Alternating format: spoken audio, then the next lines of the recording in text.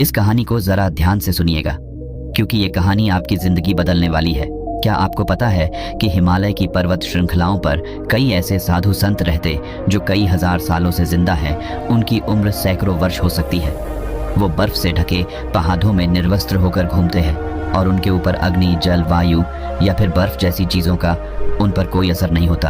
वो कठोर तप करके उन्होंने ऐसी स्थितियां, ऐसी सिद्धियां प्राप्त कर ली हैं जिससे प्रकृति के नियम उनके सामने ध्वस्त हो जाते हैं।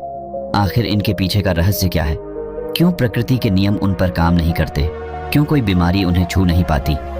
आज की इस कहानी के माध्यम से हम उन योगियों की दिनचर्या, उनके खान पान, उनके योग अभ्यास के बारे में जानेंगे जो किसी को भी लंबी उम्र और निरोगी काया प्रदान कर सकती है। बचपन से ही श्याम सन्यासी प्रवृत्ति का था। एक बार बचपन में श्याम अपने माता पिता के साथ हरिद्वार घूमने के लिए गया था, तो उसकी नज़र तमाम सन्यासियों पर पड़ी। वह अपने माता पिता से बचकर एक बूढ़े सन्यासी बाबा के पास वो पहुंच जाता है। जब उस सन्यासी बाबा ने एक नासमझ बच्चे के हाथ में एक फल देखा तो उसके मन में उस बच्चे के प्रति प्रेम और करुणा भाव पैदा होने लगा। सन्यासी ने श्याम को अपने पास बिठाकर उसे हीर पूरी हलवा खिलाने लगे। श्याम की माँ इस बात से परेशान थी कि कहीं अगर उसके मन में भी साधु बनने की भावना आ गई तो वो क्या करेगी? वो अपने बच्चे के बिना बिल्कुल अकेले हो जाएगी। आसपास के लोगों ने श्याम की माँ को समझाने की बहुत कोशिश की। सन्यासी कोई ऐसे वैसे बाबा नहीं है, वो कई सालों से यहाँ आश्रम चला रहे हैं। जो श्याम की माँ अपने बेटे का हाथ पकड़ ढाकर उसे वहां से ले जा रही थी, तब उस सन्यासी ने बड़े ही प्रेम और करुणा से एक बात कही, जी बहन जी, आपको बच्चा बहुत गुणी है, वही होगा जो लिखा हुआ है। तुम अपने पास भाग्य को कैद नहीं कर सकते। ये बात जितनी जल्दी तुम समझ जाओ उतना अच्छा हो, उतना कम कष्ट तुमको होगा। श्याम की माँ सन्यासी की सब बातों को समझ रही थी। वो जानती थी कि उनका इशारा इस तरफ खैर समय अपनी रफ्तार से बढ़ रहा था और अब श्याम बद्धा हो चुका था। उसने कॉलेज में एडमिशन ले लिया था जो अध्यात्म और मनोविज्ञान के बारे में पढ़ाई कर रहा था। कॉलेज की तरफ से उसे एक प्रोजेक्ट मिला था जिसका टॉपिक ये था कि लंबी उम्र वाले दिनचर्या वाले लोग, उनके खान पान, सबके बारे में पूर्ण जानकारी एकत्रित करके लाना और उसे कॉलेज में जमा करना। श्याम फिर खोज में निकल पड़ा। जो कई साल से स्वस्थ जीवन जी रहे थे, बूढ़े होने के बाद भी उनके शरीर में जटिलता थी। दृष्टि, कान और बाकी सभी इंद्रिय जो कि ठीक प्रकार से काम कर रही थी। अलग अलग सन्यासियों से मिलने में श्याम को मजा आने लगा, लेकिन उसके भीतर जीवन के उन रहस्यों को जानने की भी बहुत ज्यादा इच्छा थी जिसमें आम लोग कोई रुचि नहीं रखते थे। अगले ही दिन की उसे बर्फ की पहाड़ी की चोटी पर दूर से एक सन्यासी ताप करता हुआ नजर आया। सन्यासी ने अपने शरीर पर की कोई वस्त्र धारण नहीं किया था, बस एक नीचे छोटा सा कपड़ा लपेटे हुए थे।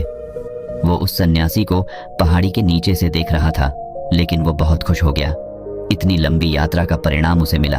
वो जल्दी जल्दी अपने कदम बढ़ाते हुए उस पहाड़ी की चोटी पर पहुंचने का प्रयास करने लगा, लेकिन बात ही एकदम भरी हुई थी, इसलिए बार बार वो फिसल रहा था। सन्यासी यूं तो आंख बंद किए हुए थे, अपने ध्यान में लीन थे, लेकिन अपने मन की आंखों से वो श्याम की सारी मेहनत देख रहे थे। उस पहाड़ी पर बार बार चढ़ते हुए विफल होने के कारण श्याम बहुत थक गया था और अंत में मूर्छित हो जाता है। जब श्याम मूर्छित हो जाता है तो वो सन्यासी जो ऊपर तक आ रहे थे, श्याम को अपने हाथों में उठाकर उसे एक गुफा के भीतर लेकर आए। वहां पर उसके अलावा 2 और सन्यासी उपस्थित थे। श्याम और मूर्छित था, उसके शरीर में बहुत थकान थी। इस सन्यासी ने एक पत्ते पर घोल तैयार किया और श्याम के मुंह के ऊपर कुछ बूंदे डाले। घोल के जाते ही श्याम अचानक से उठ खड़ा हुआ। उसकी सारी बेहोशी, थकान सब कुछ दूर हो गया। होश में आते ही श्याम दोनों हाथ जोड़कर उन्हें प्रणाम करने लगा। वो बहुत खुश हो गया। श्याम ने उनसे कहा कि मेरी बड़ी अनुकंपा है कि मुझे आप जैसे दिव्य योगियों के दर्शन हो रहे हैं। मैं आपसे कुछ सवाल पूछना चाहता हूँ। आप इतनी बड़ी उम्र तक, इतने सालों तक कैसे जीवित रह सकते हैं? आपके शरीर में कभी कोई बीमारी क्यों नहीं होती है? अगर आप उस तरीका को जानते हैं तो दुनिया को वो तरीका क्यों नहीं बताते? दुनिया में बहुत से लोग बहुत दुखी हैं। लोगों को नाना प्रकार की बीमारियां हो रखी हैं। उम्र से पहले वो बूढ़े हो जाते हैं, उनकी मृत्यु तक होने लगी है। यहाँ पर लोग 5000 साल से जिंदा हैं, तो क्या ये सत्य है? सन्यासी ने मुस्कुराते हुए नादान और भोले श्याम के सिर पर हाथ फेरा और फिर श्याम को सबसे पहला तरीका बताया। उन्होंने श्याम से पूछा कि हमारे शरीर का सबसे बड़ा भोजन क्या होता है? श्याम सोच में पड़ गया, उसे कोई जवाब नहीं आया। सब सन्यासी ने उसे बताया कि हवा हमारे शरीर के लिए सबसे बड़ा जरूरी भोजन होता है। हवा हम 24 घंटे खाते रहते हैं और हवा हमारे शरीर के लिए सबसे ज़्यादा महत्वपूर्ण होती है। लेकिन आजकल के समय में बुरी हवा प्रदूषित हो चुकी है, इसलिए जो प्रदूषण से भरी हवा तुम्हारे शरीर में जा रही है वही तुम्हारे शरीर में बीमारियों को जन्म दे रही है। इसलिए यदि तुम घर पर ऐसे कमरे में रहते हो जहां पर हवा का आना जाना कम होता है, जैसे कि एयर कंडीशनर वाले रूम में होता है, उसमें ताज़ी हवा आना जाना भी नहीं हो पाता।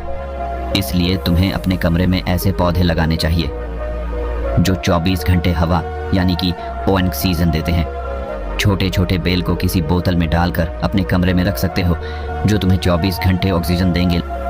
लोग ये भी भूल जाते हैं कि जिस सांस को वो ले रहे हैं कितना शुद्ध है इसका वो कभी आकलन ही नहीं कर रहे हैं। यदि वो लोग तो कभी सोच पाए तो शायद प्रदूषण से मुक्त दुनिया हो पाए, हमारी पृथ्वी स्वर्ग हो सकती है। दूसरा ज़रूरी बात होता है खान पान। अधिकतर लोग ज़्यादातर समय खाते रहते हैं, लेकिन हमारा शरीर भी एक यंत्र होता है और यंत्र को भी काम करने के लिए आराम चाहिए होता है। इसलिए हर समय खाते ही नहीं रहना चाहिए, कभी भी पूरा पेट भरकर नहीं खाना चाहिए। हमेशा अपने पेट में एक रोटी की जगह छोड़ देनी चाहिए ताकि तुम्हारा पेट हल्का रह सके, थोड़ा खाली रह सके और सांस लेने में भी कोई परेशानी ना हो।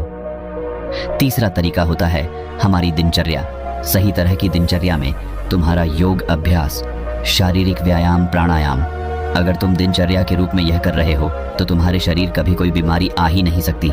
लेकिन हम सिर्फ बहाने ढूंढते हैं, हम कुछ करना नहीं चाहते। सब कुछ हमें बैठे बैठे चाहिए और शरीर को जितना आराम दोगे वो उतना ही खराब होगा, बेकार होता जाएगा।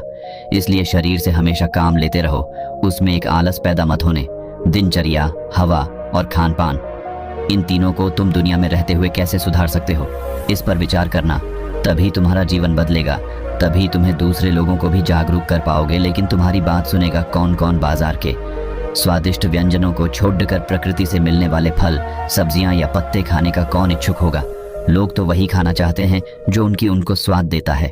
देखने में भी वही देखना चाहते हैं जो उनकी आंखों को अच्छा लगता है, और इसलिए उनकी इंद्रियां वासनाओं की गुलाम हो जाती है और धीरे धीरे वही हमारे दुख का कारण बनती चली जाती है।